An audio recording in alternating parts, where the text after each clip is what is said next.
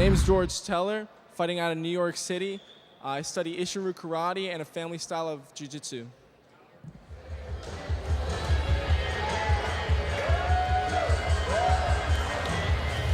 Standing 5 feet 11 inches tall and weighing 182 pounds from New York, New York, representing Steve's Karate Institute, George the Professor Teller. The Professor now. Does that mean we're going to have an intellectual match or no? We might be getting ready to learn a lesson, Dan.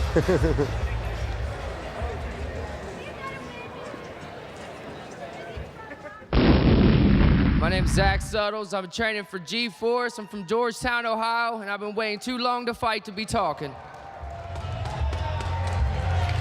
Well, we definitely have another member of Team G-Force. And weighing 185 pounds from Georgetown, Ohio, representing Team G-Force, Zachary Suttles. I tell you what, their coach Ron has been busy tonight because he's had a lot of fighters here. I wonder if anyone's toweling him down, giving him some water right now. As many trips as he's made out to the cage. He deserves it. He's put a great team together tonight that he's showing a strong showing here. Team G-Force operates, I think they have 2 schools, maybe at a Beachmont and Bethel. Definitely a school if you're looking to get into MMA here locally. Team G-Force, you have George Gurgel out of Westchester. There's a couple schools that you can get in to definitely start your MMA career. Boxing for Fitness, a boxing school in Oakley, boxingforfitness.com, and dynamicfitness.com, dynamicsfitnesscincinnati.com are some websites that you could visit, and also Dan the Beast Severn's website, which is Dan7.com? Dan7.com. If you would like to get your MMA career started.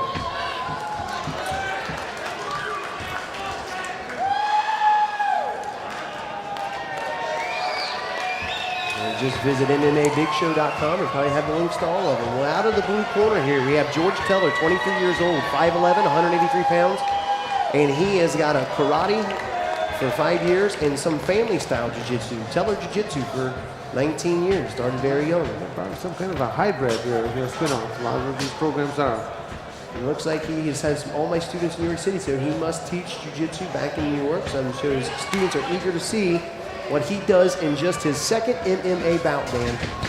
There you go, match 19 is underway, and you got Zach Suttles on the attack.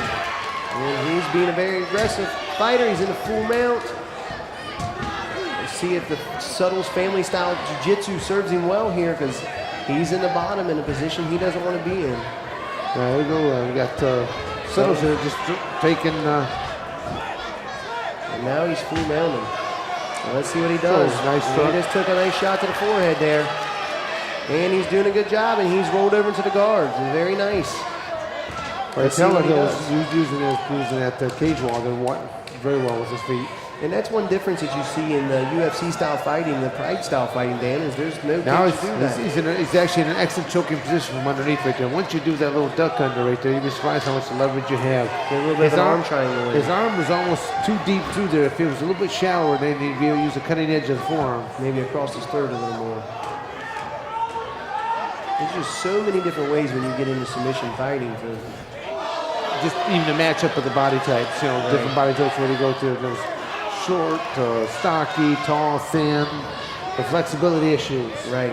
And we have Suttles here is doing a great job striking from the bottom. And it's a good thing to do to close the distance and open it with elbows, close the distance and open it with punches. He's staying very busy. He has a lot of control in his hips there, Dan, where he can, create distance, close distance. Oh yeah, just the elongation of the skeletal system itself right there. What the kind of leverage you have. Right. He momentarily had an arm trap there. You can see a lot of different things worked out there. Kimura, a lot of times you see a guy post up like that and trap that elbow and reach around and get a Kimura. So you got to be careful even posting up on the ground.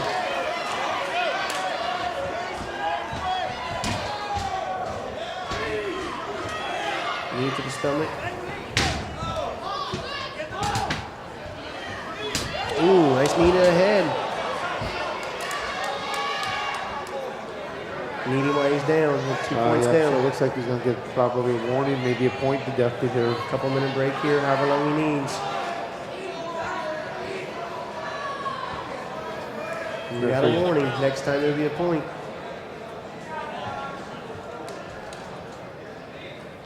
But has the damage already been done? You know, a lot of times people say, yeah, you get a warning, you get a point, but if the damage is done, it's done. So we'll see here when Zach Suttles come back out in the middle of the ring. If the knee took effect on him, they touch gloves and go.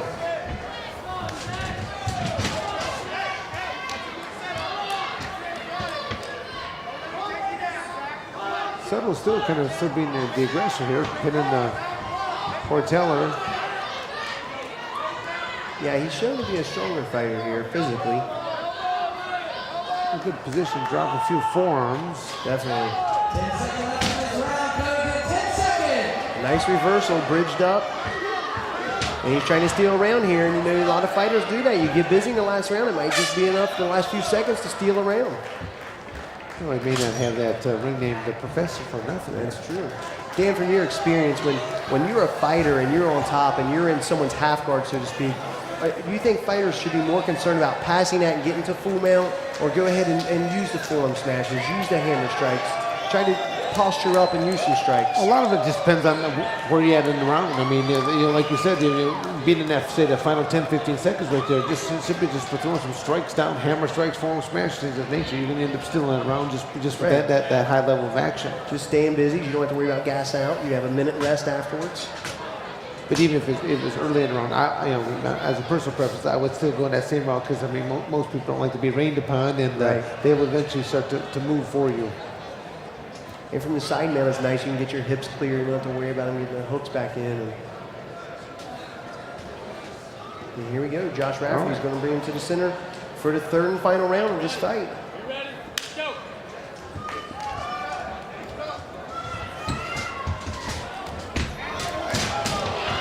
Suttles couple shots. throwing some big hooks here. I believe this is the second round.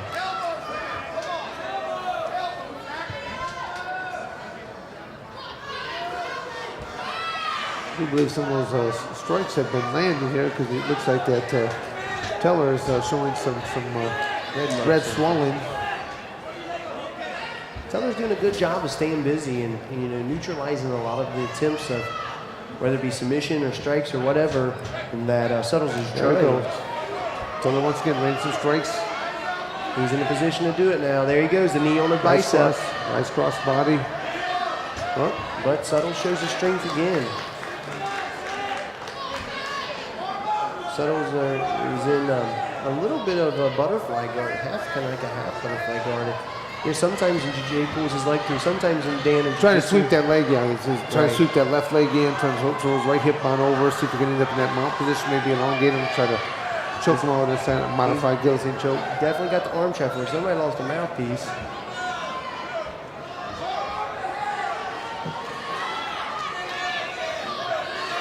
It's hard to finish that off there when he's got that, you know, the arm hooked in position. I mean, it's great for control, but for finishing your man off, no. It's very hard. Because it stops you from straightening your body out. It's almost like an opposite hook where you can't just straighten your body out. You got Jorge Teller. I think I think that is a good call here for Rafferty to referee Josh Rafferty. I think he gave Suttles' mouthpiece back. Nice elbows. And that's what you like to see. See him working. And there you see the Teller get his hips out. And if you're going to do anything from your back, you have to get your hips out if you're any submission-wise.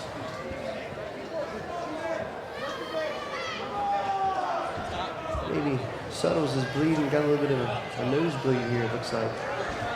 I think he received that one on that knee infraction early on. Oh, There you go. Quick punch Suttles after the going to the glove work. touch. Yeah. oh, he dropped a little I too know, soon, didn't get his other leg in. See, a lot of guys go for this guillotine by trapping the other arm in, Dan. A lot of guys. And it just doesn't have the angle to put the force on it that a straight through guillotine does.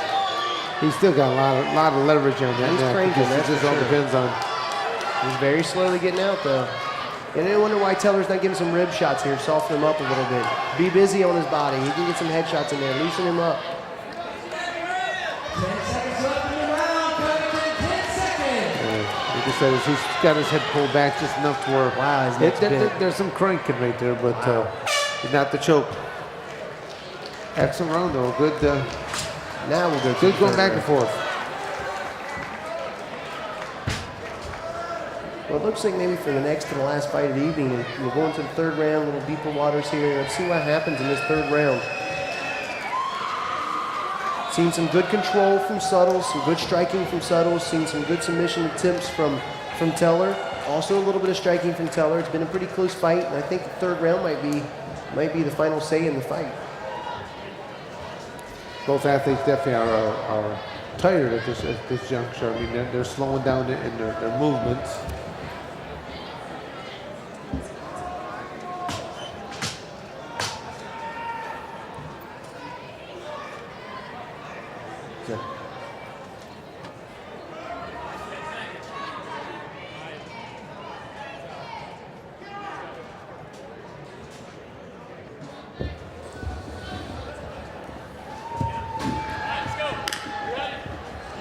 There we go. Round number 3. Josh Rafferty, our referee, has got it going. See a little bit of kick in this round from Teller, and common and very common as you see that neck. And I think you're right, Dan, when you said earlier, I think I'll go home and practice some neck defense. I think it'd be very useful. Well, definitely from all the different submissions that were taking place from both guillotine chokes and rear naked chokes here this evening. Still got Zachary Suttles here that is in the guard position. And Teller's in danger of an armbar there. When you have someone in half guard, and if you can trap the arm across the body like that and bring the leg all the way across, there is an armbar from that position. Might need that attribute of being rather flexible, right? Exactly. There we go. Suttles raining down some nice form smashes right there, using just his body weight, collapsing. Again, another form smash. Utilizing the cage very well. Very hard for Teller to what they call hip out here and get his hips out because he doesn't have room to go backwards. So he pretty much has to work to the side. I think Suttles wants him to stand up a little bit. There you go. Let's see if they trade this him. one, yep. Boy, Teller's tired. Yep. Hands are quite low. Great. Some solid knees. But he threw him right down to the guard. Surprised we didn't see a side dump there. I think that's what he actually was trying to attempt to. Just might have lost a little energy on the way over. Energy. You definitely don't want to dump down into someone's guard or dump down on your own head. There he goes. Here we go. Suttles once again here, dropping down his form smashers. He's racking up some points on those strikes. Those hurt. I mean, that's just your body weight just pushing off and just collapse right on down. It does.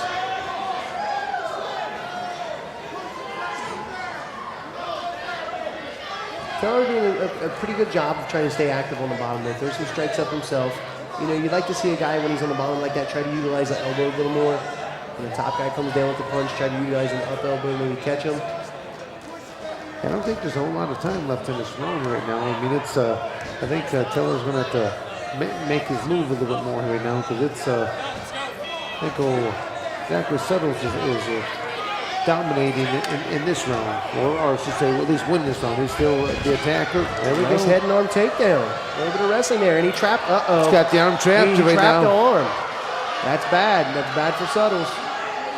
Suttles get the arm out. Hard to see from this angle. When you can trap someone's arm like that, this is the position we've been talking about all night, Dan. Being dominant from the side mount. His hips are clear. There's no way Suttles can get his feet up there to get his hips out. He's in a bad position here. In a bad position. And I'd say the ref's probably going to call it here soon because he can't do anything. If Teller put a little more on his punches, 10 seconds. he really needs to turn it up. I have to give it there. I mean, for Suttles to fight back from there, that was tough. That was tough. Yeah, I just don't think he had enough gas on those punches in the end, though. This will be an interesting match now to go to the judges with. I don't want to be a judge right now. Both athletes, you can see, both athletes are definitely exhausted. They left it out here. The Big Show has produced one fine mixed martial arts event. I mean, for this being her debut show, it just, you can ask for a better show.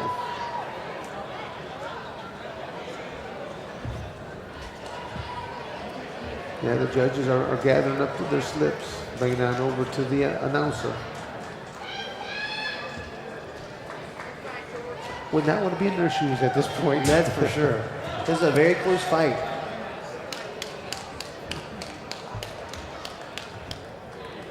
We have a decision. All three judges score the fight for the winner, Zach Suttles! I can't say I don't disagree with the winner there, but I was shocked a little bit with the unanimous decision.